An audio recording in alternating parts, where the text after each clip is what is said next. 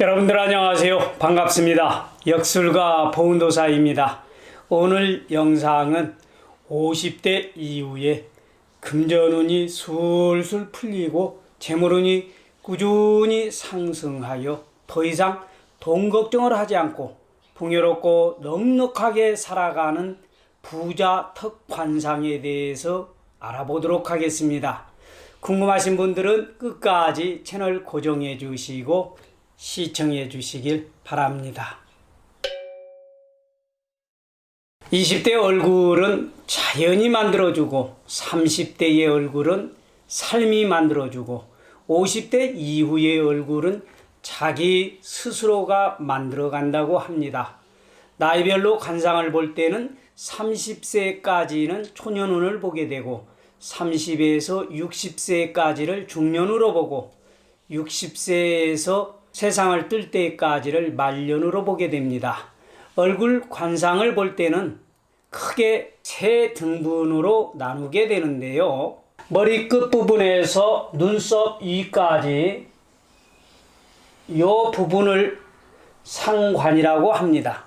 여기에서 이 부분까지의 위치는 초년운에 해당이 되고요.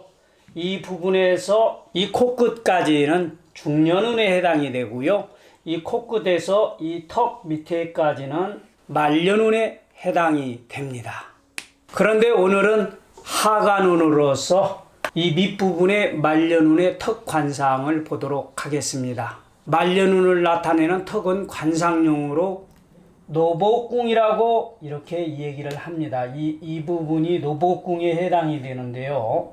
이곳은 아랫사람의 도움, 재물의 많고 적음, 혈액과 생식 및 내분비 계통, 오행에서는 수에 해당이 되는 곳입니다. 또한 주변 사람들이 얼마나 나를 믿고 따르느냐를 보는 곳이기도 합니다. 우리는 인생을 살아가면서 수많은 주변 사람들에게 때로는 내가 도움을 받고 또 때로는 내가 도움을 주면서 이 세상을 살아가잖아요. 따라서 주변의 사람과의 대인관계가 매우 중요합니다. 같이 일을 하는 동료나 아랫사람에 의해서 내가 크게 성공하기도 하고 반대로 내가 크게 실패하기도 하기 때문입니다. 관상학에서 이 턱이 좋지 못한 사람은 나를 따르는 사람이 없어서 내가 모든 것을 혼자 처리해야 하기 때문에 외롭고 고독하게 됩니다. 이는 말년으로 갈수록 더욱더 고독해지게 되는데요. 여러분들 가끔씩 턱도 없다 이런 말 쓸 때가 있죠. 내용이 허황되어 도무지 믿을 수가 없을 때, 이치에 닿지 않거나 분수에 맞지 아니할 때 이런 말을 쓰곤 하잖아요. 남성이고 여성이고 턱이 없으면 안 되고요.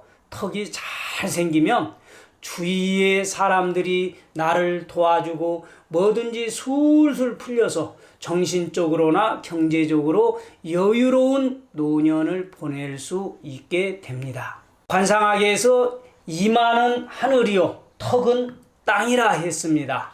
하늘인 이마는 높고 맑은 빛을 띠는 것이 좋고 땅을 상징하는 것은 기름지고 넓어야 좋습니다.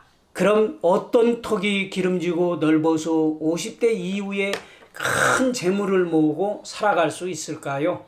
그 첫 번째로 이 턱이 넉넉하고 두터우며 단정한 턱입니다.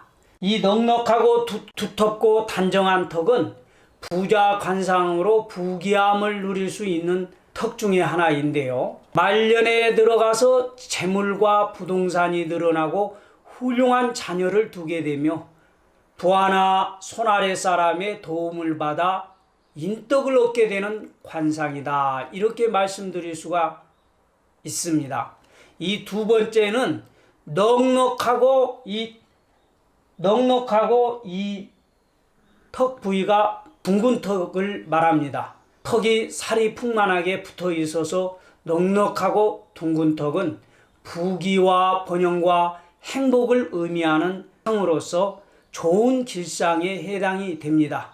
이러한 턱을 가진 사람들은 도량이 높고 포용력이 있으며 온화하고 친화력이 있는 사람들입니다. 성품이 후덕하고 진실한 사람으로 자손들이 번성하고 인덕이 많으며 50대 이후에 풍족하고 넉넉하게 살아가는 턱관상의 소유자들입니다. 네 번째로는 턱이 두 개인 이중턱 관상입니다. 이와 같이 턱이 또 하나 있고 살이 좀 쪄가지고 밑에 볼살이 붙어 있어서 턱이 또 하나 생긴 그러한 관상을 의미합니다. 대부분 턱 밑에 볼살이 붙어서 이중턱이 되면 살이 쪄서 뚱뚱하다라고 미관적으로 싫어하기도 합니다만, 그러나 관상학에서는 그 해석이 좀 다릅니다. 턱이 두 개인 이중턱을 가진 사람은 사람됨이 온화하고 마음이 너그러우며 체형은 살이 찐 사람들이 많습니다. 50대 이후에 복을 받아 재물이 넉넉하고 장수를 누리는 관상으로 배우자와 자식운이 좋으며 평생 돈 걱정은 하지 않고 살아도 되는 사람들이 많습니다. 이 네 번째는 턱이 지나치게 뾰족하게 깎인 턱입니다. 이 뾰족하게 생긴 턱은 아래 턱이 뾰족하고 살이 없는 경우를 말합니다. 이런 사람은 재물을 모으는데 고생스러움이 큰 관상입니다. 그래서 관상학적으로 좁고 뾰족한 턱은 높은 점수를 못 받는다고 합니다.